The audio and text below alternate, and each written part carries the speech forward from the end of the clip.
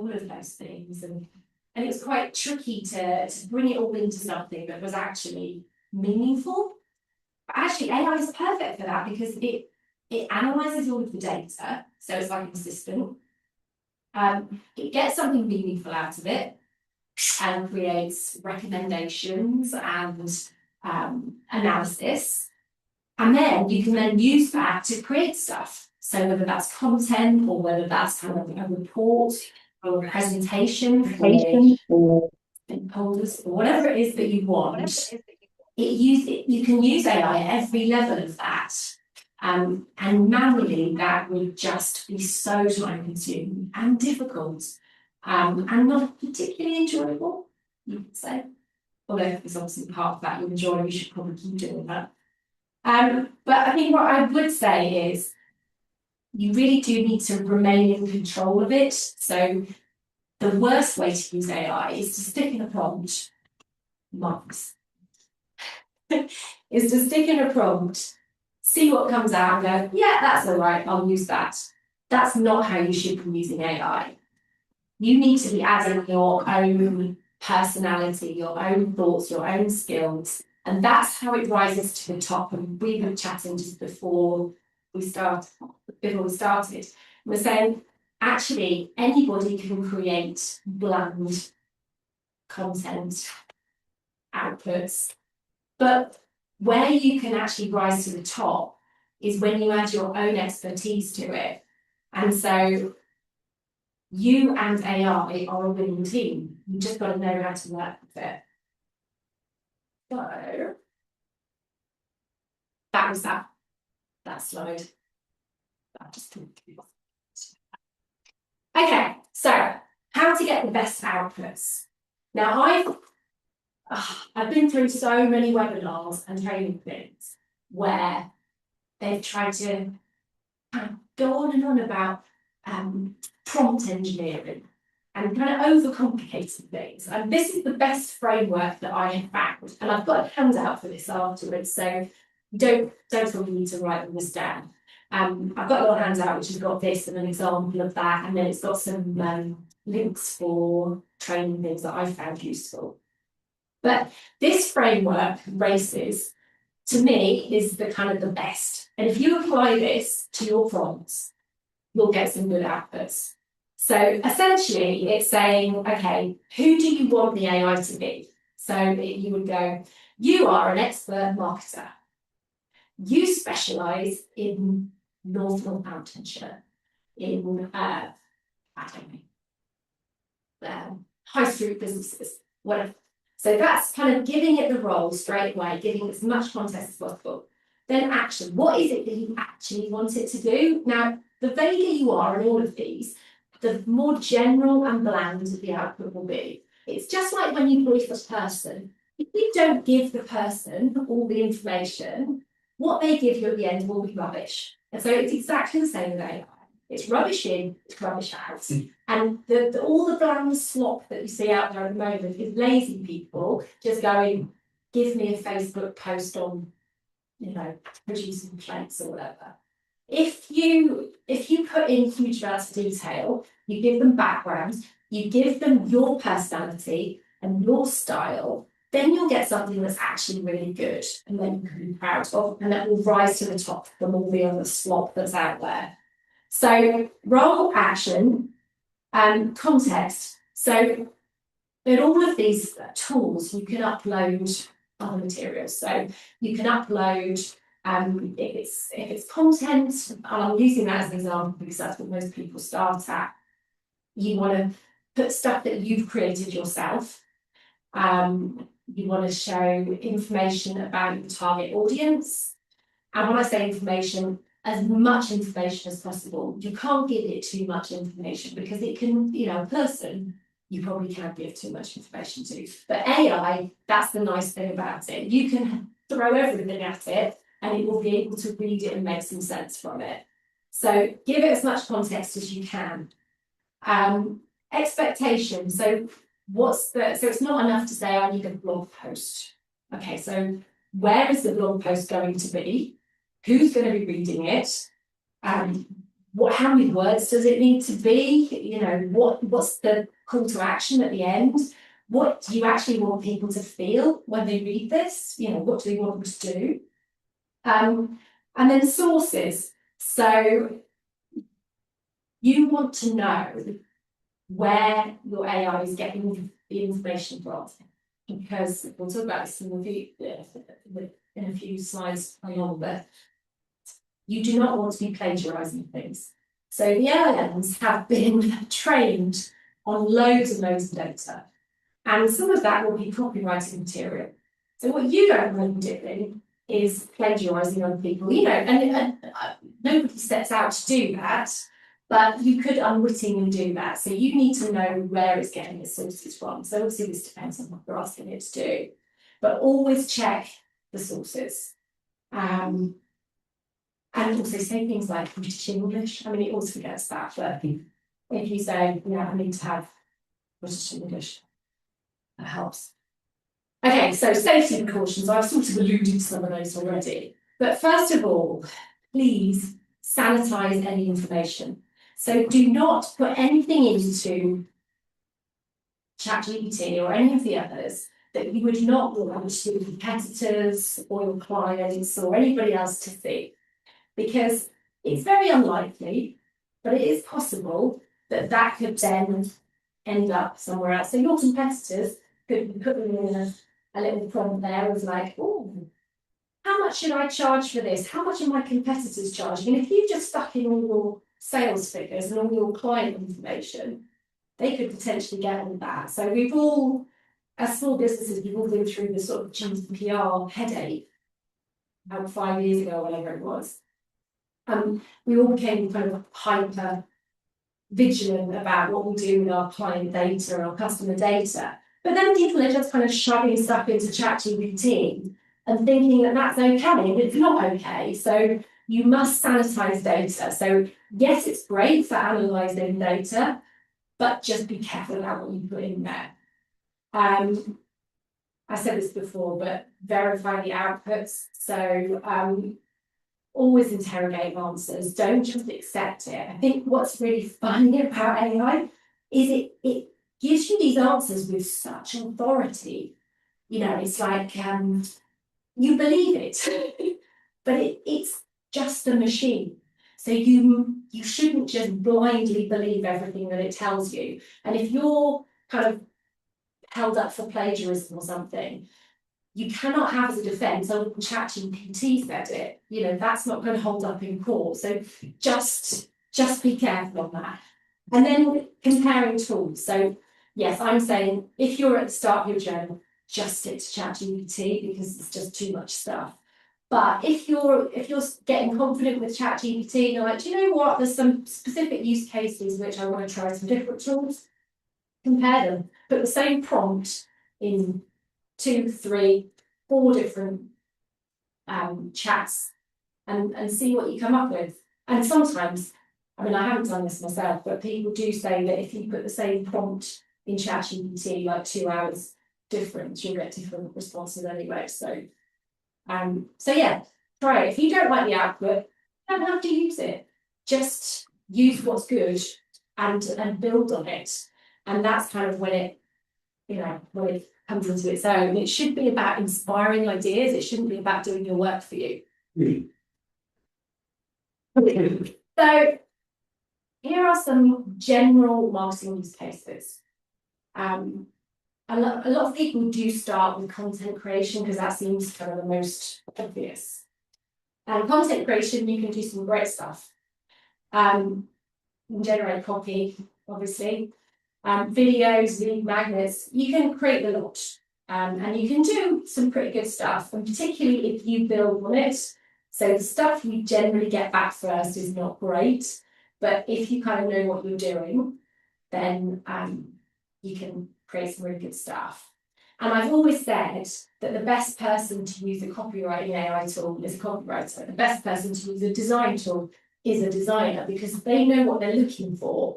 The problem is when people come into these things not knowing what they're doing, they just sort of accept the first thing that comes out. Whereas if you're a professional, so if you're a photographer or some kind of creative person, you can actually get the best out of the tools because you know what you need to know as a designer to get this out of it. So other stuff you can do, so where I come from is kind of audience insights. And so what I do is I create customer personas for clients. So I will look at their customer data, I look at reviews, testimonials, I will interview people's customers and I get the information out of that, and then I create the customer personas. So now I've actually created a GPT which can kind of expedite that. So it used to take me days to do these things. I can now do them, like a short amount of time, which means I can bring my prices down, which means I can work with more people. So it changes the way you work, and that is something, it's going to hit everybody. So marketing is in the front lines of this, but it's kind of coming for everyone. So the sooner you kind of start to think about how you can use these tools and adapt your business, the more chance you're going to be in business in the next kind of 2 to 5 years. This stuff is coming for us all. So we need to learn how to use it and kind of make the best of it. So other stuff, so SEO optimization. Now, a lot of people say SEO, search engine optimization, is dead because people are increasingly using AI rather than Google. And I think it is definitely changing, but there will always be an element of people using Google and other tools. So a good question I have for this actually is if you put into ChatGPT what you do, give them loads of information about what you do, and then you say, what am I a good answer? What question am I a good answer to? That will give you some great kind of keywords and phrases. So that's quite a nice little hack, if you like that sort of thing. You can do a website audit. So you can ask it to look at the pages on your website and suggest improvements. And I'm not saying you shouldn't work with website specialists, because those people know what they're talking about, and you can be doing some stuff on ChatGPT isn't going to have to say that, but it can cut out a huge amount of work and make it cheaper to use those kinds of experts. So you can stick to your basics, you can kind of get brief for the more complex stuff. And then there's email automation and also hyper personalization. That's where AI is great because you can do so many different versions. Like I can remember working in creative agencies and we would have to create kind of like 15 or 20 different email versions. And it used to take ages and it would sort of mess with your head because you're like, oh, I can't deal with all of this. But AI can do that in minutes for you. So you can really keep your emails or any other communications like really, really personalised, which is what people want and expect these days. So I now have this is a tool called Nano Banana, which I've only come across quite recently actually. So I was asked to add some things into this presentation about photo generation. Now, I sort of have a strange relationship with photo generation in that I've worked as a photographer all through my career, and I kind of feel a bit strange about just kind of sticking some prompts in and getting a photo. But there are times where it's really useful and you just don't have the budget to have a professional photographer. A professional photographer is always better and will always get more, you'll always get more out of it, and we get character and the personality. But if you just need some general shots, then AI photo generation is a great option. There are lots of different options out there to do it. So you can do it with Canva. I don't know where you can Canva. So I pay a subscription for Canva, so that's the thing where I will do it. Mid-Journey is one that people use a lot, and which has been kind of at the top of the game, I think, until recently. But I think 2 weeks ago I learned about one, and it is so much better than all the others. So I haven't done like live demos today because I thought if the technology goes down, it's going to be kind of just a nightmare. So what I've done is I did the prompts at home and then did screen grabs, and I've done a few screen recordings as well, so hopefully that'll work, just so that you can kind of see what I've done, what I've got out of it. So this particular one, I uploaded some headshots of myself, and I put in a little prompt that read, "Here are some photos of me. I want an image where I'm standing in front of an audience delivering an exciting presentation. The audience look engaged and enthusiastic, and I look animated and focused. The room is light and airy, with a professional and quirky style." And this is what it came up with. Now, I don't think that really looks like me. I mean, you know me less than, but it is pretty incredible. So that's what it came up. And it took about, so these do take a little bit of time. They're not like a 2-second thing, like the copywriting stuff. This took, I think, about 10-15 minutes for it to think about and create. But this is what it came up with. I'm going to draw your attention to a couple of things. I don't think that's fit for you, but have a look at the audience. Now, I didn't say anything about the audience, but do you notice that they are all kind of young, they're all white, they're all quite good looking? Do they look like the sorts of people that you get in every presentation? No, they don't. So I think I'm going to talk about this in a bit as well, but AI has a lot of biases. So the people who trained the models are a certain type of person, and they have unconscious biases like we all do.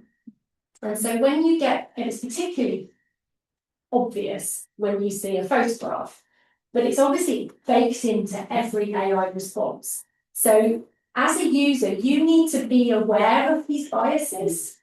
And I wouldn't feel comfortable putting that out there because that doesn't represent the people that I talk to. So if you're doing these things, yes, it's great and it's amazing, but just have a little think about, how you want them. And you can make that more diverse, but you have to prompt it. It won't just do it by itself. So that's just an example that I thought would be useful to share with you. So this is just a screen grab of Canva. Now, I use Canva a lot. It's essentially started as a design platform where it's really easy to design your own stuff. And I've been using it for donkey's years. And it's brilliant. And now AI is properly baked into Canva. And these are all the things that you can do with it.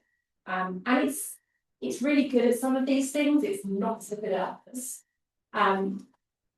In my experience, you have to put a lot of yourself into it. You can't just prompt it and get something amazing. You really do have to put a lot of your own thought in. But it solves that blank page syndrome thing. It gets something started so that you can kind of then improve on it. So images, videos, design. I mean, I use it for design really, but it's very good and it's one tool. So like in the old days, for video, I was using Pictory, and then I was using Canva, and there was ChatGPT, and there's loads of different ones I was using, and it just gets too much. So Canva's a great place to start if you are creating a lot of content. This is a still screenshot of ChatGPT. So what I wanted to really share, I think a great hack, is if you don't know what to put in a prompt, ask it. So what I've said here is, give me a great prompt to help you create a range of content from a blog post. So you hear a lot about repurposing content, and that is where AI is really strong. So if you have a blog post, or you have a video, or you have anything, you could then turn it into lots of other things, social media posts, and that's what AI is brilliant at, because in real life it takes ages to do this stuff, but AI can do it really, really quickly, and in some ways a lot better than anybody can do it. So, but you don't necessarily know what to put in to get the best thing out. So that's what I did, and just look at the responses are brilliant. So ChatGPT, well, all of these, they're real sycophants. So they're always like, that's a fantastic idea, Helen. You're brilliant. Oh, wow, what an amazing idea. And it does always do that. And you're like, yeah, it's good.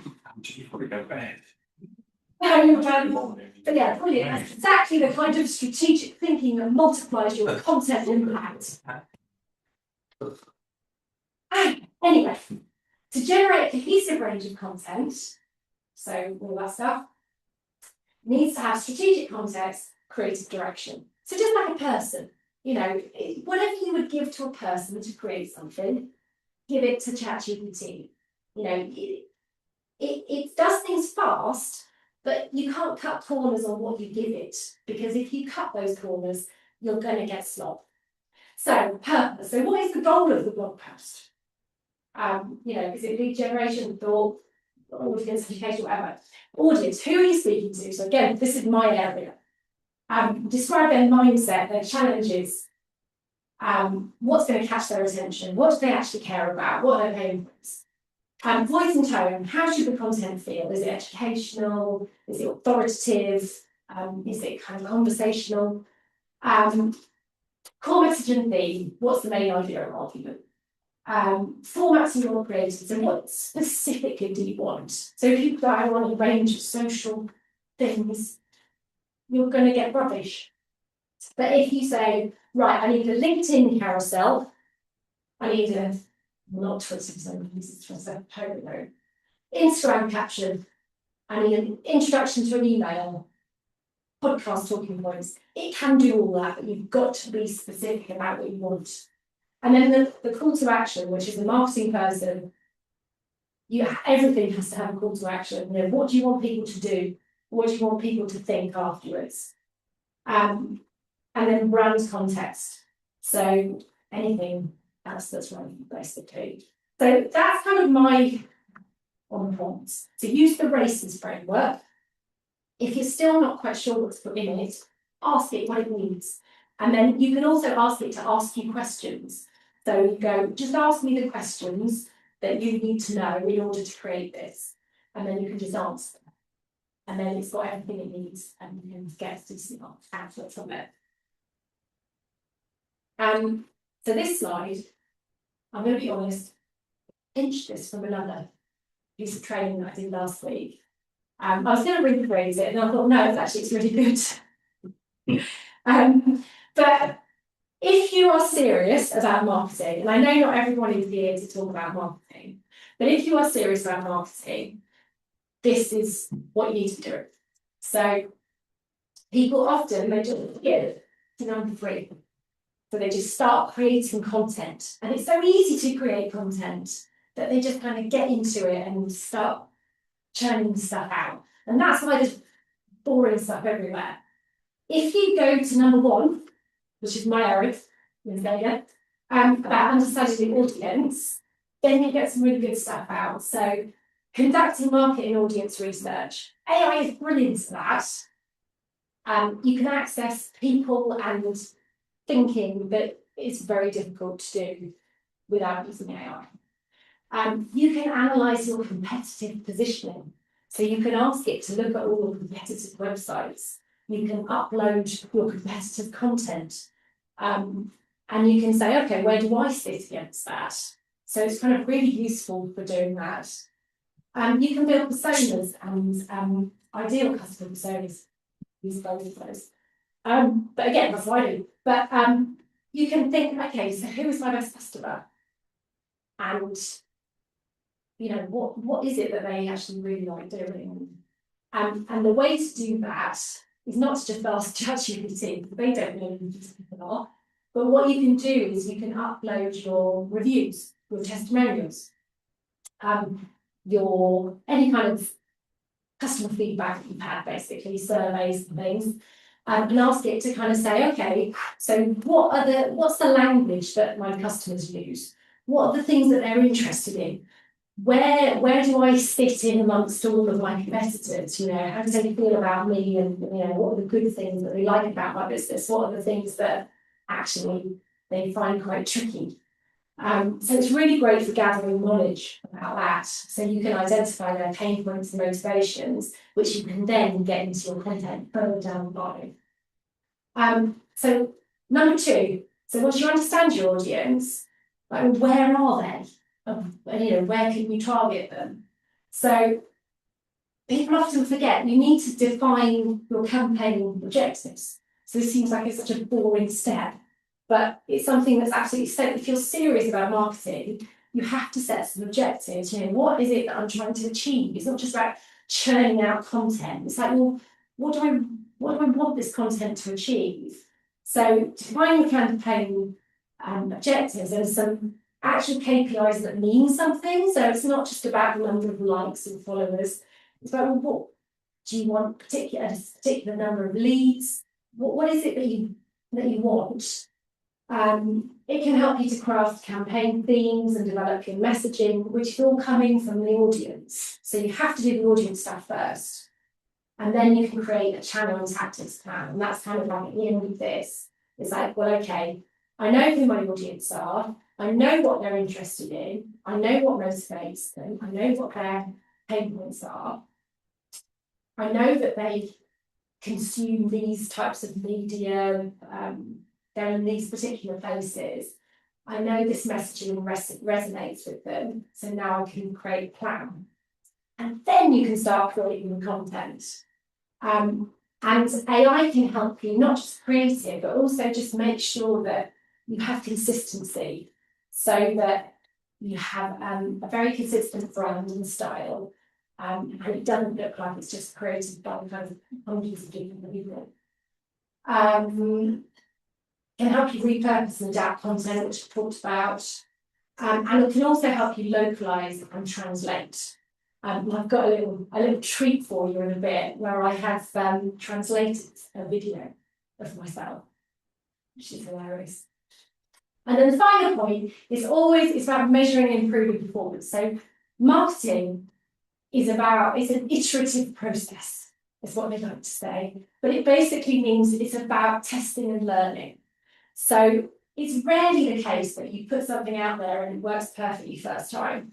You have to kind of measure it and say, okay, that bit's working. I'll test this, and okay, that's not working so well. And it's about just testing and learning and improving. So it's really important that you don't miss out this final stage as well. And AI can totally help you with that.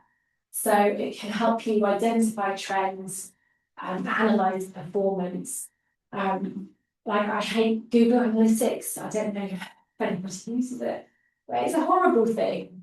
But actually, AI, you can plug it into your AI and you can actually kind of get something sensible out of it. So all that kind of stuff is really useful. And if you need to report back on your marketing to somebody, it's great for doing that as well. So that's kind of the full picture on marketing. Oh, hello, something's popped up. Minimise it if there's there's an end poll. Yeah, end it, yeah, fine. Okay. Did ask it not to send it to you, but It's asking me to share results. no, just ignore it. Minimise it if you can. Oh no, I've just maximised it. Seems nice. Sorry about that. In the meantime, enjoy the sunlight. Yes.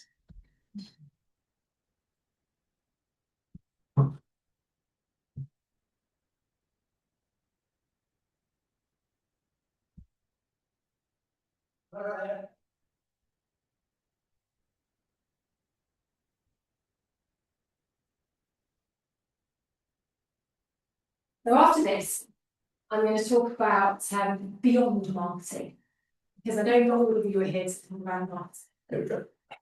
That's moms. Thank you. So this is just a slide on products and businesses. And you can do huge amounts in AI, and I'm not going to be able to go through all of it today. But some things that I found useful. So I know in my earlier career, I created contact reports, meeting summaries. Oh my God, it used to take hours and hours and hours and really tedious. This is all so easy now.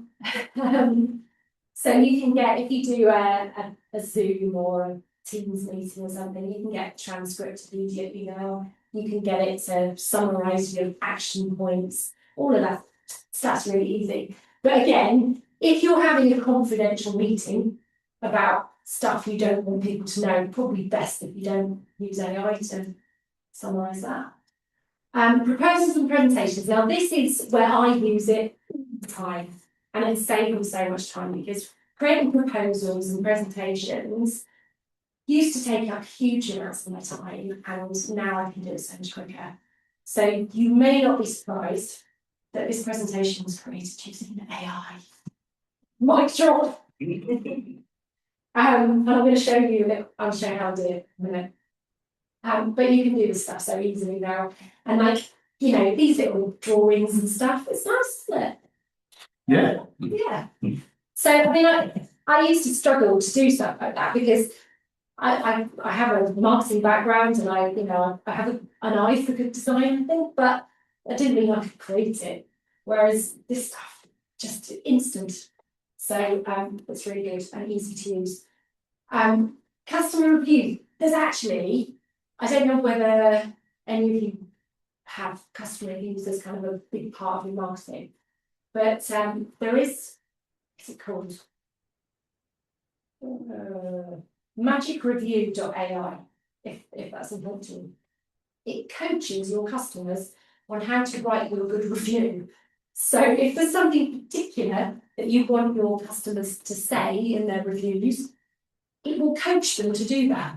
And if they're giving you a bad review, it will kind of coach them in like, oh, you know, how can we make this better? And, you know, it's amazing. So that's worth a look. And also customer reviews in terms of if you've got loads of customer reviews, you can stick it into ChatGPT and say, okay, what's the gist?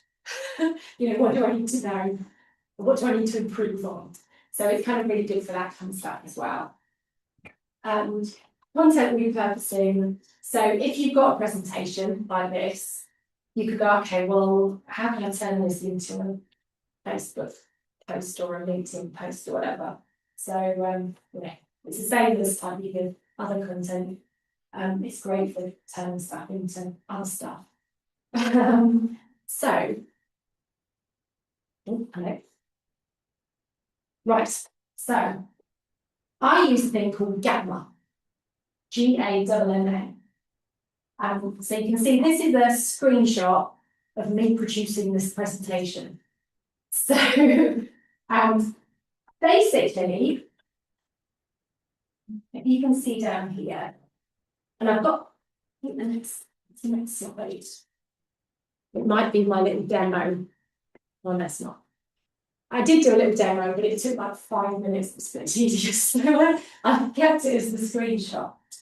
But up here is a little thing.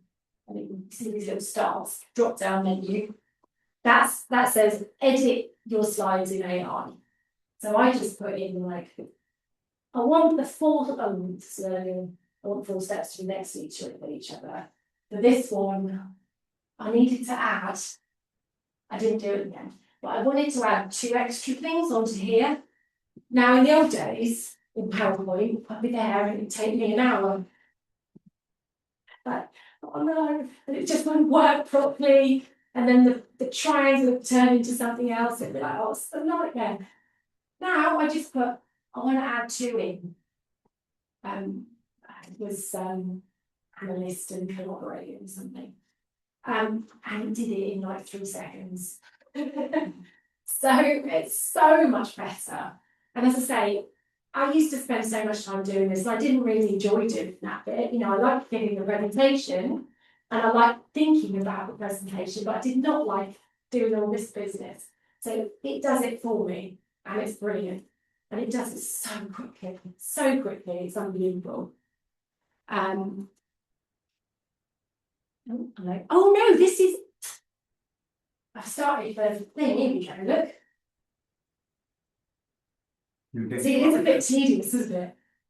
As automator and analyst. There you go. You don't need to see this whole thing. There we go.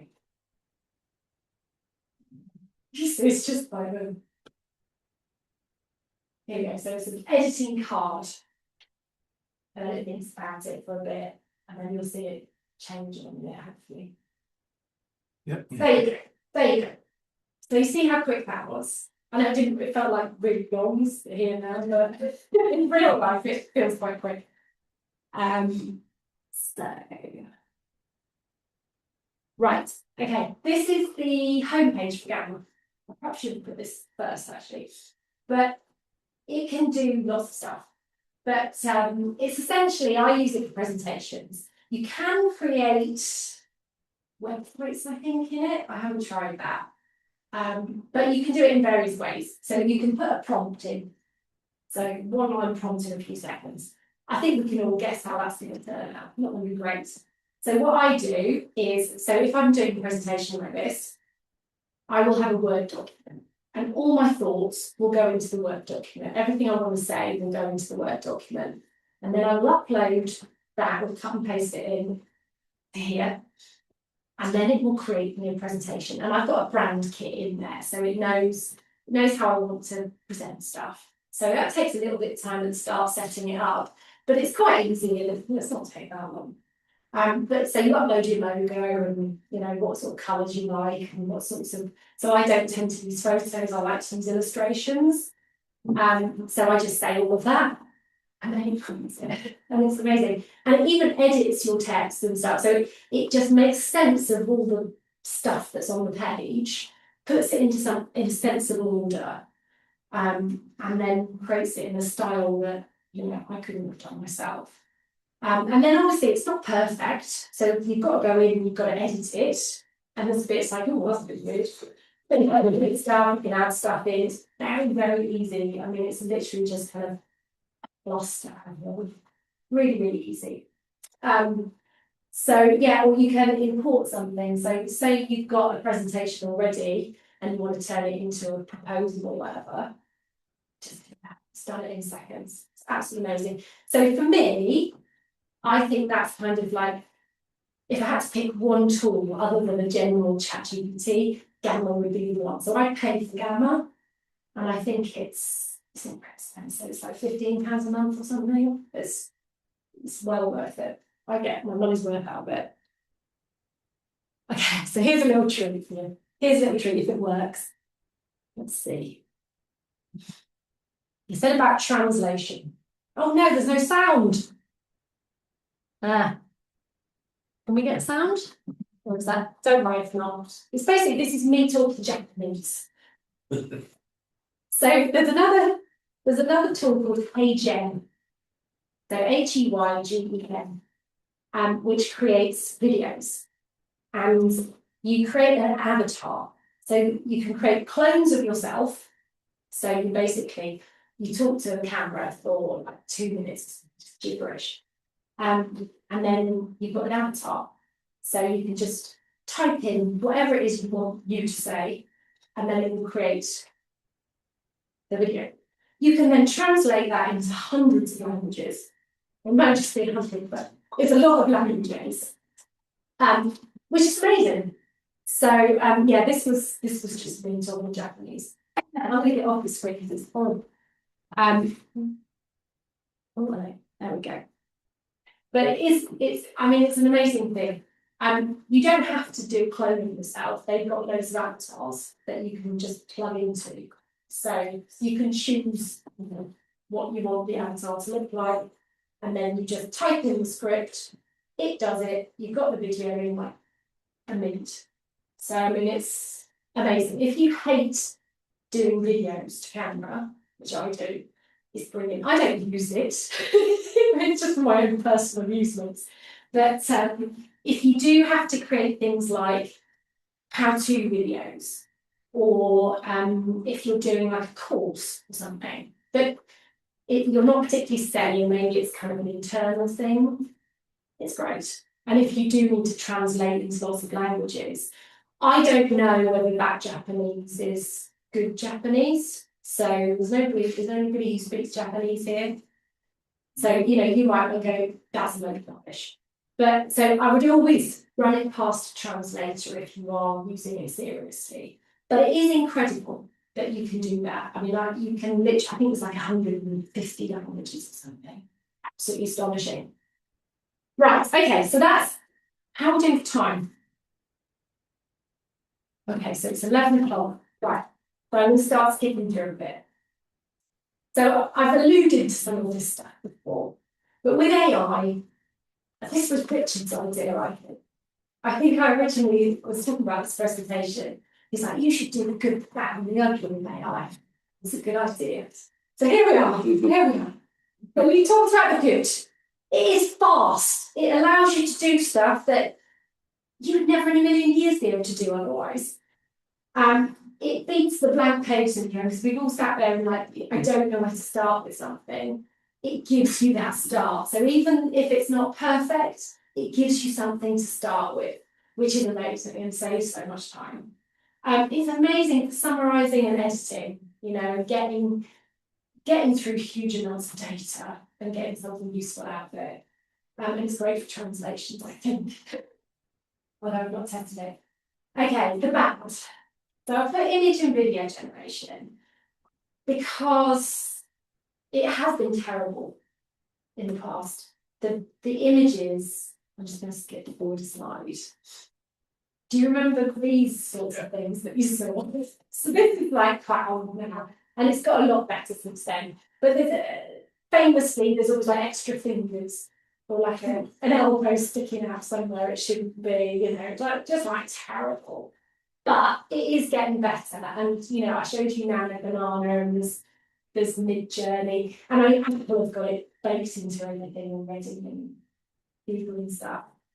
So you can create some really good images now, so you don't really get this anymore.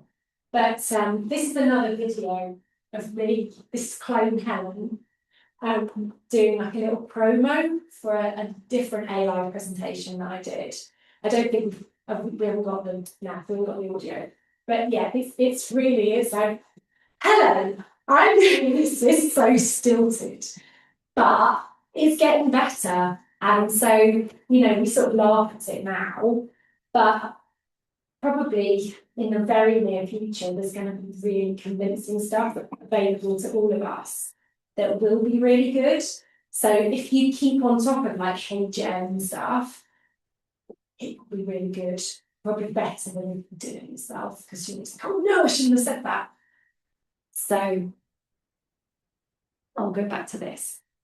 So the ugly of AI. Okay, so I think AI is amazing and it's incredible, but it has a very ugly side. It's easy to get carried away with it, you know, and it does feel like magic. Like the first few times you use it, it's like, you know, oh, this is like witchcraft.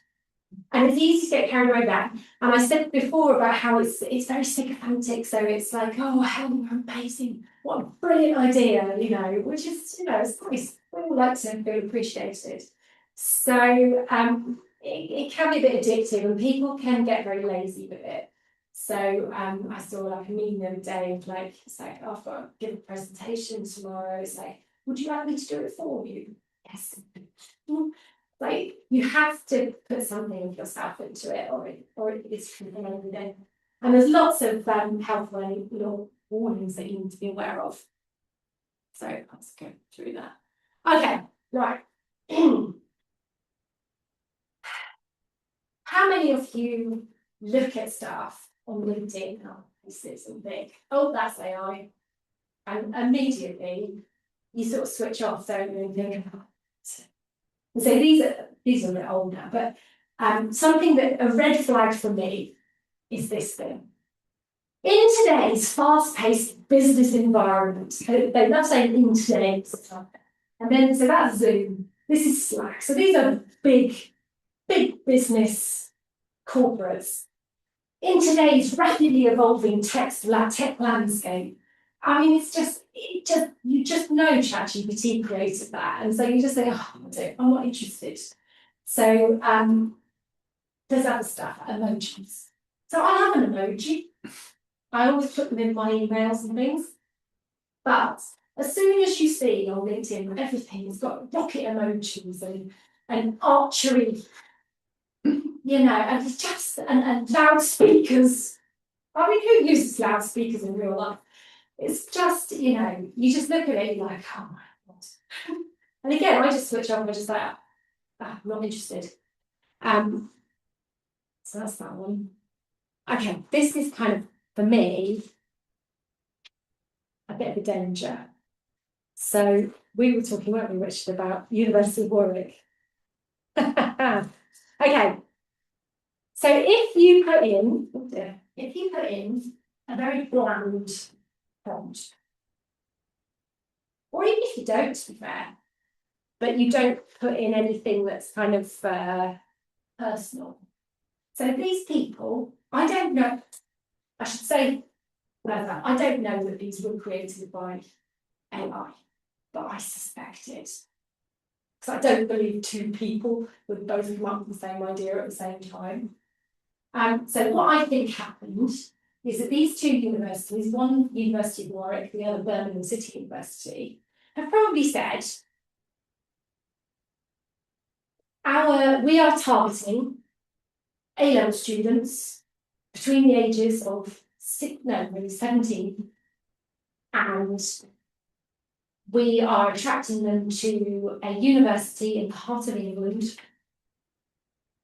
Give us something fun that will appeal to them. And they've both got the same idea, because they both put the same prompt in.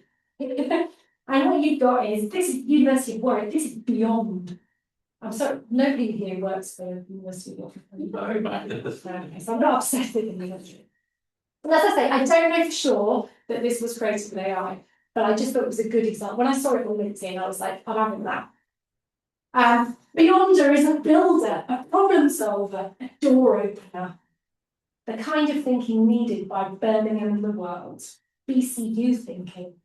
Like the Beyonder, this is beyond, like it's got to come from AI, got to have done. And I think this illustrates very beautifully is that if you put in bland prompts, you're going to get the same as your competitors, because everyone's putting the same things in. So everyone's stuff is going to look the same. And, you know, if I was working for one of these universities, what I would be doing is interviewing the students. I would be saying, what's special about this university? You know, what do you really enjoy about this university? What does it give you that other universities didn't? Why are you here and not at the other one? And then I would use that to craft my content. So I do all of that stuff. You know, I had that big slide that I lifted from someone else's presentation. I would be doing the audience stuff first and getting all of the nuggets of information, all of the stuff that makes your university special, because these are good universities, and I'm sure the stuff that they have that's unique, that none of the other universities can offer. And that's the stuff that should be in here. It shouldn't be this nonsense. You know, I mean, it looks all right, but it doesn't mean anything. It doesn't mean anything. So what you would want to be doing is creating what's special about the university and building around that. And I think that's the danger with AI, that if everyone's sticking in the same prompts, everyone's going to get the same outputs, and it doesn't make you special. So that doesn't mean don't use AI, it just means give the AI the special stuff, then it will get the special stuff out. I hope that makes sense. So I was saying about being really sycophantic. This is from The Guardian a couple of weeks ago. And I think this isn't the time to be talking about it, but people are using, particularly young people, are using AI chatbots for counselling. And I'm not saying that it should never be used for counselling. I'm sure there are some use cases where that's fine, but it should not be used as a main counsellor. And it's led to suicides and self-harm and all sorts of horrible stuff, because it basically, the chatbots are there to keep you there. So just like social media, it's about attention, and it wants to hold your attention. So it basically agrees with everything that you say. So if you're like, I'm thinking of this, it's like, yes, great. So it's not a person, it's not, it, although it kind of knows everything that a person knows, it isn't a person and it doesn't know how to read people. So it's very dangerous for that. And then this business of like, oh, that's pretty nice, yeah, you know, that's fantastic. You know, your strategic thinking is out of this world, you know, it's just got to be aware of it, that's all. Okay, ethical stuff. I think we've said about this. I won't labour the point because I think I've heard about it, but I said about plagiarism and copywriting. It's been trained on loads of copyrighted material, so just don't use it blindly. Ask where it got its information from. Protect privacy. So, like I said before, I would never share anything with ChatGPT or any of the other tools that I would not want my clients or my competitors or the law to see. So, you know, it doesn't stand up in court and say ChatGPT told me to do it. And be aware of the biases. So I showed you that photo, and that's kind of like a really obvious way it shows in photos, but it's kind of in all of it. So just always be aware that these are like, we as people, we have unconscious biases. It is no different. So just adjust for that and think about it.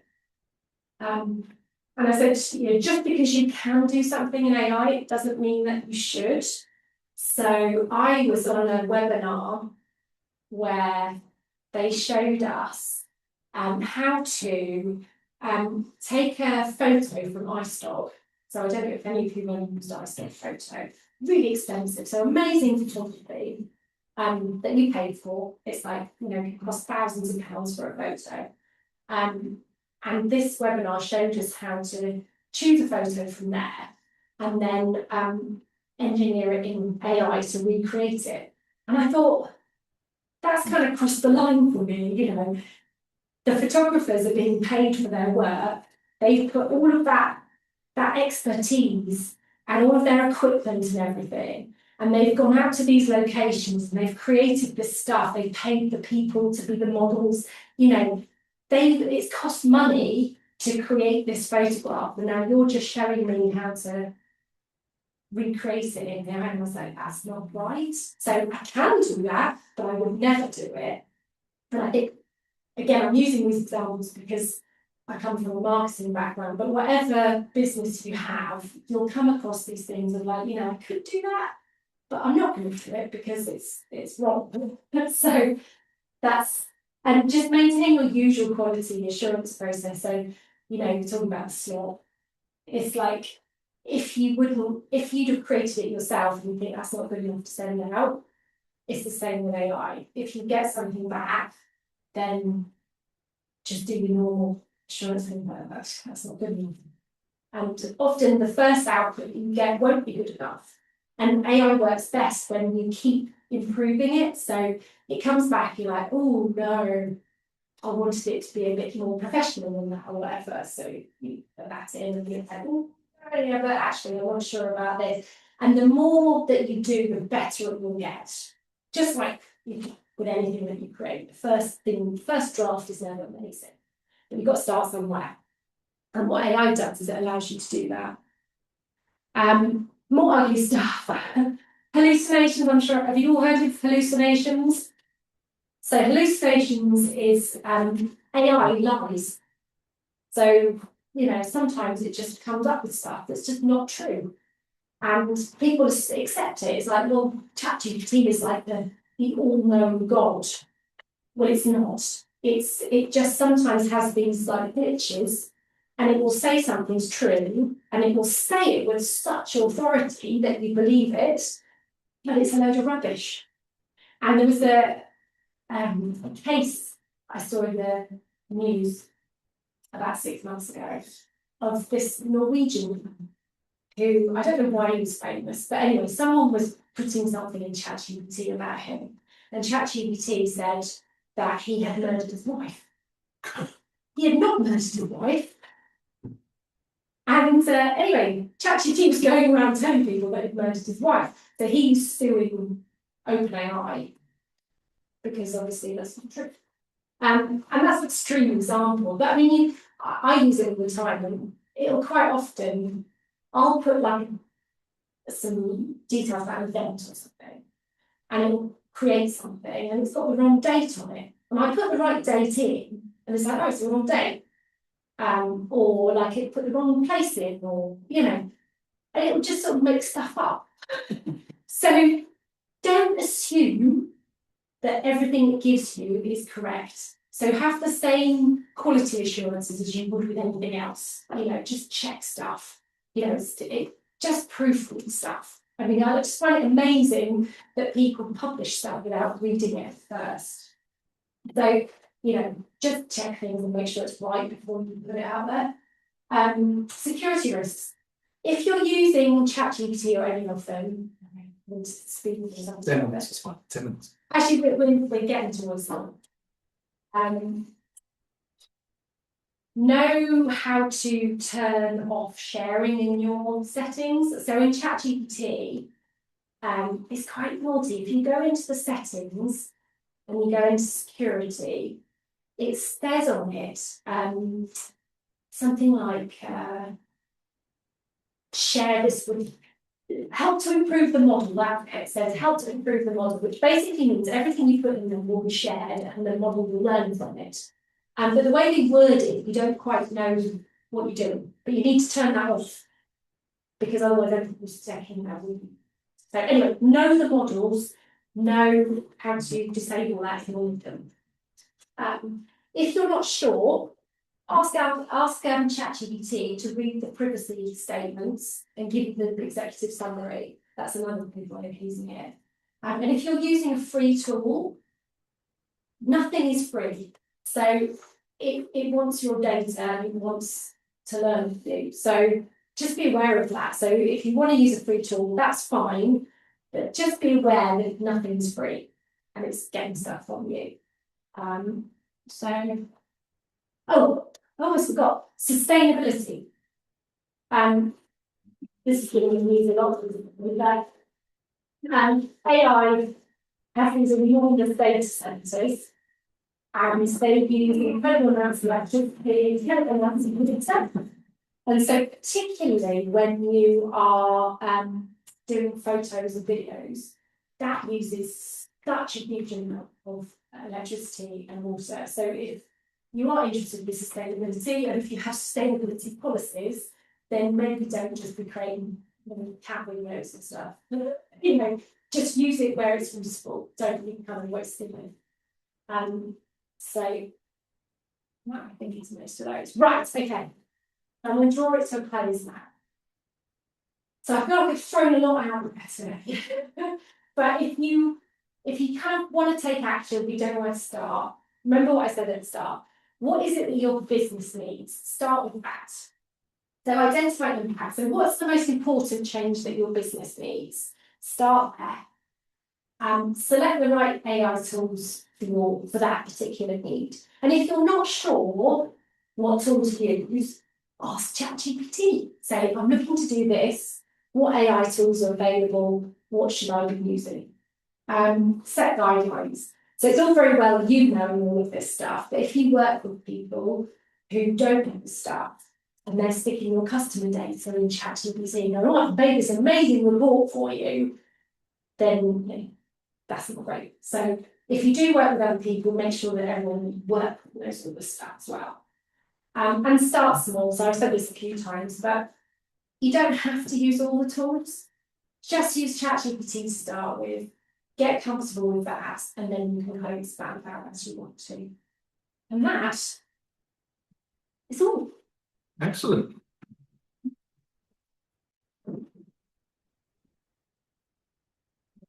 So, questions? What have we got, Brian? Glenn White. We only need the agent to talk to a small number of staff members as an easy way of searching for information. Is the information that we use to feed it used by the wider AI and others could find it? I think you've already answered that one. Oh, yeah. Disabling. Yeah, so it depends what you're using, and it depends. So a lot of people are using Copilot. I don't think I said about this, but Copilot is what you get free with Microsoft 365. So if you've got a license, then you get Copilot. There are things in the settings that you can do to keep the learning just within your organisation. So just check the settings.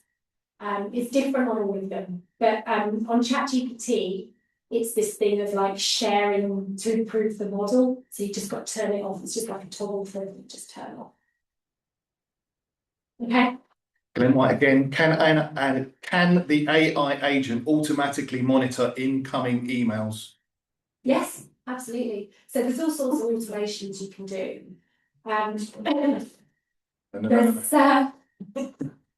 There's a thing called Zapier, which is a really good tool for automations, where you basically say, when this happens, do this.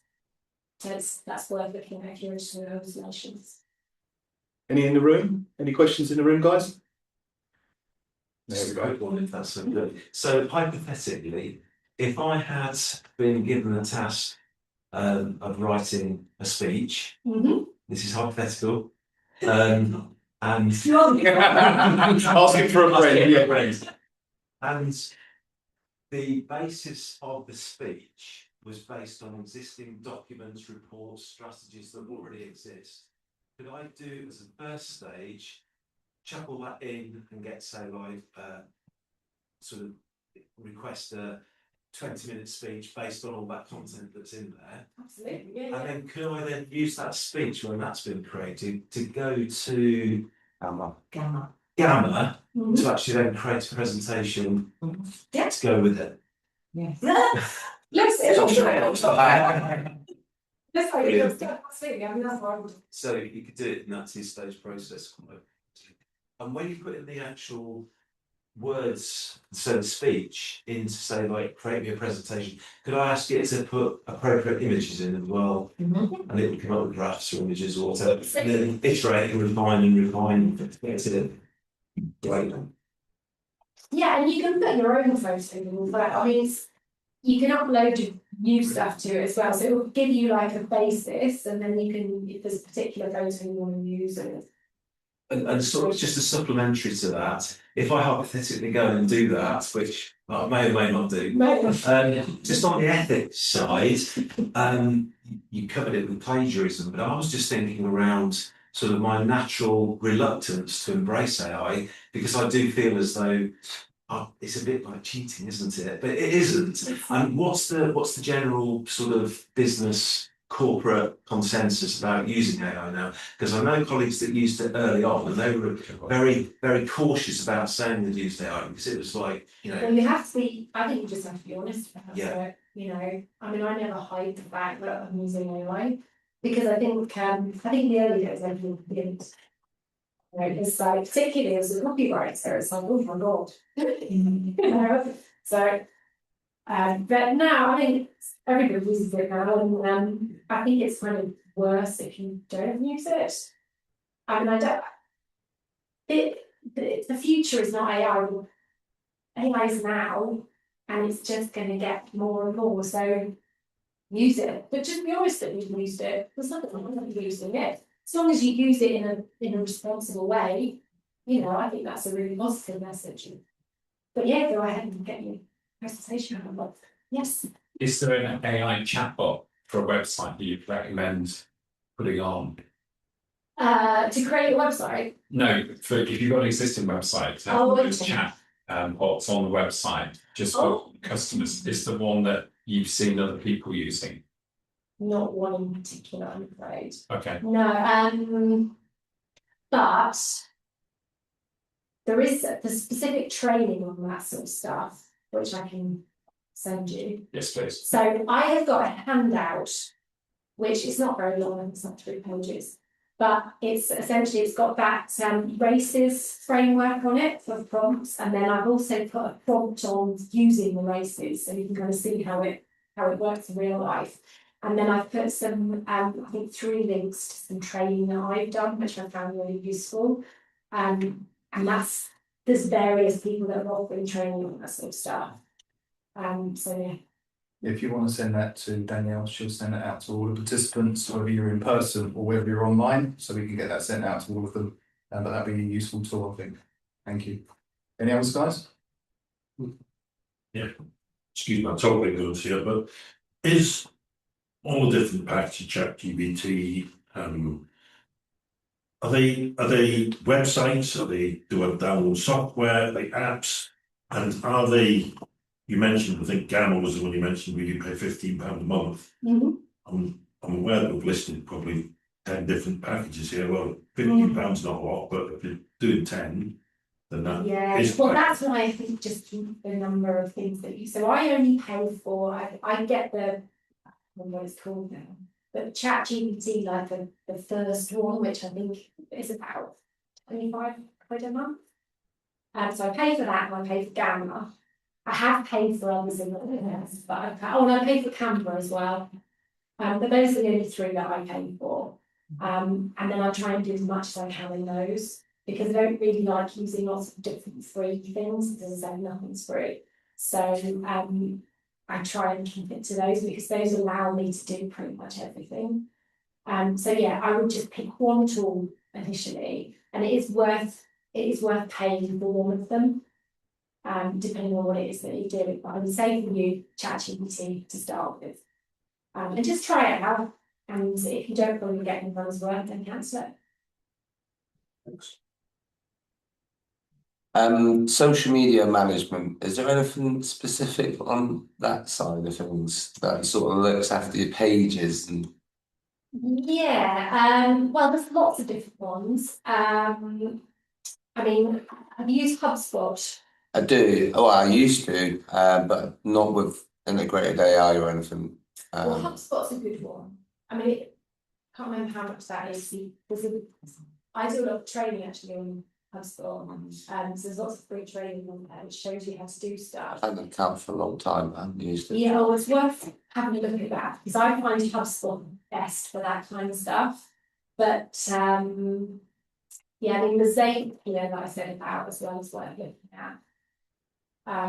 That's good for sort of automation. So if you kind of want to put stuff across lots of different platforms and things, you can use it for that, and also use it for email marketing. That's a good one to look at. All these applications, do you know whether they offer a free trial period? Nearly all of them do.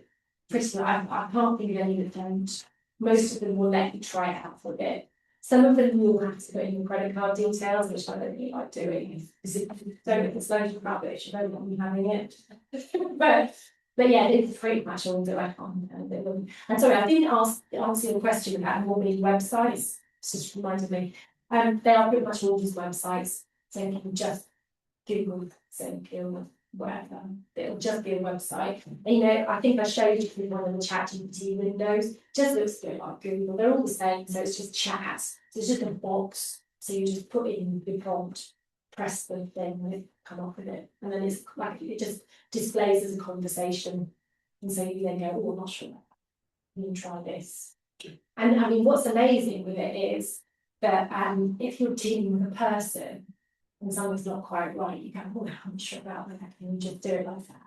And then they come, it's still not right. Oh, this is getting embarrassing. Whereas with ChatGPT on the nose, you can do it a million times if you want. It doesn't get Doesn't judge you. Yeah. So you can, you can really just do it as much as you want until you get the help with it. It's best than you do that. All good? Excellent. Well, thank you very much for that, Helen. Really appreciate it. Yeah, I'll just a couple of bits and pieces to mention, if I may. We will be slowly coming offline shortly, but I wanted to mention, if I could, our next event, which is on the 25th of November. It's storytelling through social media with our main presenter, Paul Watts. It's 10 to 11 in Kettering, the Arena Sports Centre, Kettering, part of the Lighthouse Theatre. So if you can get yourself down to that, the details will be on Eventbrite, as all of our events. As this has been recorded, it is available on the North Northamptonshire website afterwards. should you wish to review it again. But as it stands, I would like to thank everybody online for your participation today, and thank you for everybody in person for turning up. And it's now time for us to network, and unfortunately it's time for our online participants to leave us. Thank you very much.